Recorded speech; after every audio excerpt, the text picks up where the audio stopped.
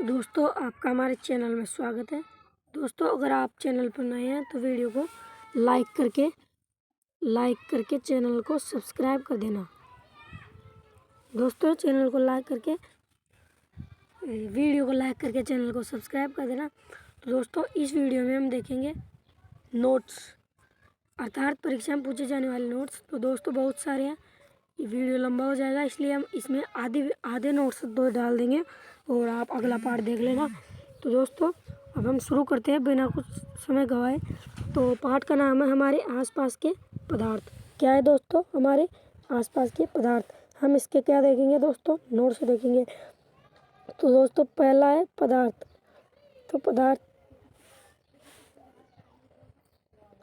तो दोस्तों पदार्थ की तीन अवस्थाएं होती है, ठोस, द्रव और गैस।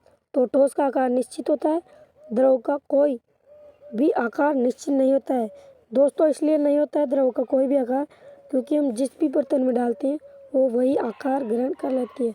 तो बताओ दोस्तों, ठोस का आकार निश्चित नहीं होता है ना, और गैस का तो आकार कतई भी अनिश्चित होता है, अर्थात बिल्कुल ही अनिश्चित। दोनों का ही अनिश्चित होता है।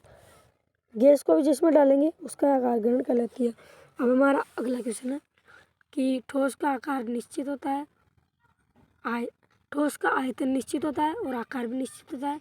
इसका द्रव का आकार निश्चित होता है और निश्चित नहीं होता है, और द्रव का आकार आयतन निश्चित होता है, और गैस का निश्चित अर्थात दोनों ही अनिश्चित होते हैं।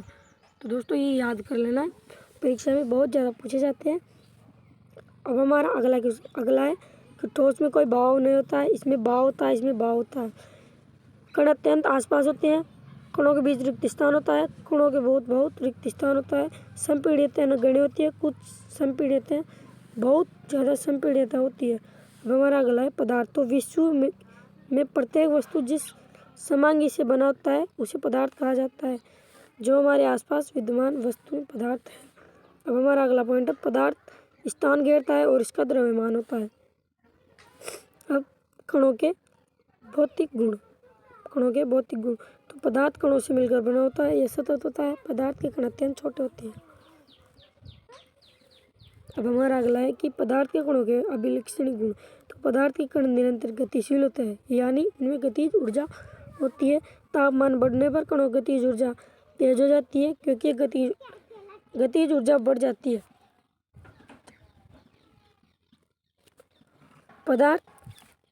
पदार्थ के कणों के बीच रिक्त स्थान होता है, अर्थात जब हम चाय, कॉफी, नींबू पानी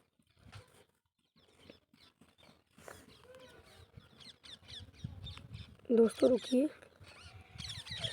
जब हम पदार्थ के कणों के बीच रिक्त स्थान होता है जब हम चाय, कॉफी, नींबू पानी बनाते हैं तो एक तरह के पदार्थ के कण एक दूसरी तरह पदार्थ के कणों के बीच उपस्थित रिक्त स्थान में समाविष्ट हो जाती है। इस प्रकार पता चलता है कि पदार्थ के कणों के बीच रिक्त स्थान होता है। अब हमारा अगला है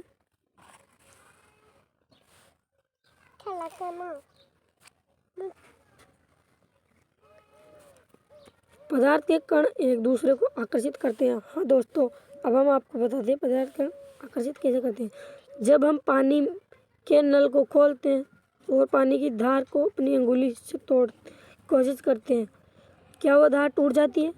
नहीं टूटती ना? हाँ नहीं टूटती। आप कोशिश करना देखिए एक बार, क्योंकि पानी की धार जुड़ी रहती है। इसका मतलब यह है कि पदार्थ कण एक दूसरे को आकर्षित बल से खींचते हैं। अब हमारा है पदार्थ के कणों के बीच रिक्त स्थान होता है, अर्थात उनमें गतिज ऊर्जा होती है। पदार्थ कणों के बीच रिक्त स्थान होता है, उनमें गतिज ऊर्जा पदार्थ की सबसे कम होती है। द्रव अवस्था के मध्य और गैस अवस्था में अत्यधिक होती है। आकर्षण बल भी ठोस में अधिक, द्रव में मध्यम और गैस में सबसे अधिक होता है। ठोस अवस्था में अधिकतम होता है, ये हमने बता दिया। अब हमारा अगला है पदार्थ की अवस्था है। दोस्तों आप इस चित्र से समझिए कि ये ठोस है, इसमें बहुत अधिक है, इसमें उससे कम है, और गैस में बिल्कुल भी कम है, अर्थात बहुत कम। इधर भी देख सकते हैं कि पत्थर होता है, ऐसे होते हैं पत्थर में बिल्कुल भी जमे हुए, और द्रव में होता है ऐसे, और गैस में होता है बिल्कुल ऐसे, जैसे कुछ ऐसे उड़ रहे हो। अब हमारा अगला है कि पदार्थ की अवस्था है। पदार्थ भौतिक रूप से पदार्थ तीन अवस्था में पाया जाता है: ठोस अवस्था, द्रव अवस्था और गैसीय अवस्था। मानव शरीर को भी पदार्थ की तीन अवस्थाओं में विभाजित किया गया है: हड्डियों और दांत। दोस्तों ये भी परीक्षा में बहुत ज़्यादा पूछा जाता है। मानव शरीर को कितने भागों में मानव शरीर को पदार्थ की कितने अवस्थाओं में विभाजित किया गया है? तो हमारा उत्तर होगा हड्डियों और दांत ठोस अवस्था, बोल्ड अर्थात रक्त और जल द्रव अवस्था, और फेफड़ों में हुआ गैसीय अवस्था। 70% पानी हमारे शरीर में मौजूद होता है। इसको जरूर याद करना दोस्तों, इस प्रश्न को ही परीक्षा में बहुत अधिक पूछा जाता है। अब हमारा अगला है ठोस अवस्था। तो ठोस अवस्था में है एक निश्चित आकार होता है। ठोस अवस्था में स्पष्ट सीमाएं होती है, निश्चित या अस्थिर आयतन होता है, इसको संपीड़न नगण्य होती है। उदाहरण, बल लगाने से रबड़ बैंड का आकार बदल जाता है, लेकिन बल हटाने से पुनः अपने मूल आकार में आ जाता है।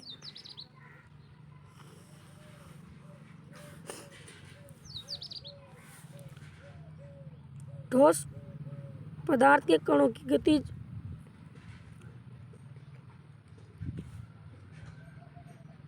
ठोस पदार्थ में कणों की गतिज ऊर्जा न्यूनतम होती है, इसलिए ठोस पदार्थों का एक निश्चित आकार और दृढ़ आकार होता है। शर्करा और नमक जिस बर्तन में रखते हैं उसी बर्तन का आकार ले लेता है, लेकिन ठोस पदार्थ क्योंकि क्रिस्टलों का आकार वही रहता है। हाथ में दबाकर स्पंज की काफ़ी हद तक संपीड़न हो सकती है, लेकिन फिर भी यह ठोस। कारण यह है कि स्पंज छिद्रों में हवा भरी रहती है, दबाने से हवा बाहर निकल जाती है। अब दोस्तों आगे के हम अगले वीडियो में बताएंगे। ये पार्ट 1 है, इसमें काफ़ी है, वीडियो फिर लंबा हो जाएगा, इसलिए हम वीडियो यही समाप्त करते हैं। इसको पूरा बताकर वीडियो समाप्त करते हैं दोस्तों। तो अब हमारा अगला है कि अगला है द्रव अवस्था। तो द्रव तरल होते हैं, उनमें भाव होता है, द्रव का कोई स्थिर आकार नहीं होता है, वे बर्तन का आकार ले लेते हैं। द्रव का निश्चित आयतन नहीं होता है दोस्तों, द्रव का कोई निश्चित आयतन।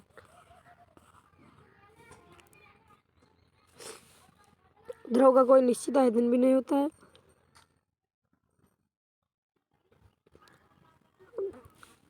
द्रव में बहाव कम संपीड़न होते हैं, और द्रव के कणों का आकर्षण बल उसका आयतन निश्चित रहता है,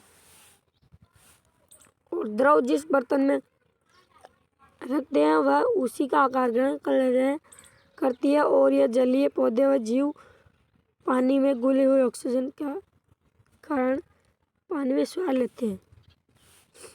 द्रव अवस्था में विसरण अधिक होता है, और ये ठोस अवस्था में कम होता है, क्योंकि कणों में गति द्रव से ज़्यादा होती है, और ठोस में कणों की गति कम होती है। अब गैसीय अवस्था। गैस में भाव होता है, गैस में संपीड़न अधिक होती है, गैस में कोई निश्चित सीमाएं नहीं होती है, गैस में कोई निश्चित आकार नहीं होता है, गैस में कोई निश्चित आयतन भी नहीं होता है दोस्तों। अब ये समझाने के लिए, गैस में कण इधर उधर घूमने के लिए पूरी तरह से स्वतंत्र होते हैं, उनमें आकर्षण बल कम होता है, इसलिए गैसों में भाव होता है।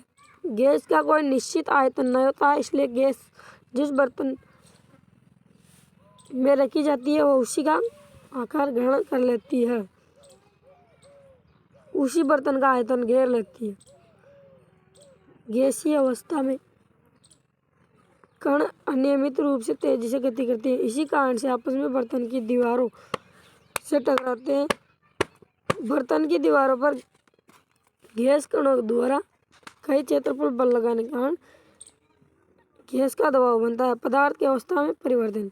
दोस्तों अब हम ये अगले वीडियो में देखेंगे। जब तक के लिए जय हिंद दोस्तों। अगर आपको वीडियो अच्छी लगी तो वीडियो को लाइक करके चैनल को सब्सक्राइब कर देना दोस्तों। हम आपको अगली वीडियो जल्दी पहुंचा देंगे। अगर वीडियो अच्छी लगे तो वीडियो को लाइक कर देना और कमेंट में एक अच्छा सा कमेंट कर देना दोस्तों। जय हिंद, जय भारत।